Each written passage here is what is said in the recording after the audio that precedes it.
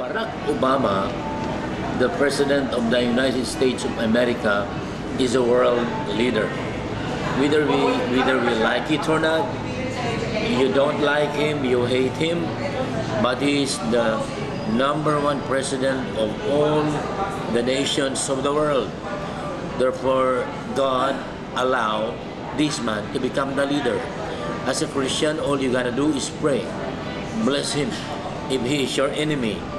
Okay, if he is bad to you, pray for him and his family, because Barack Obama has a very important role to do on this planet Earth, and I call him as a world leader. European leaders respected him. Nations of the world, even Arab nations, respected him throughout the world. So, as a world leader, he has all the power, he has all the control. And even right now, America is still the richest nation of the world. So let's pray for America. Let's bless America.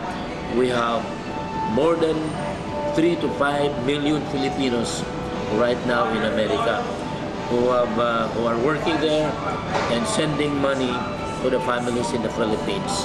So let's pray and bless Barack Obama and America.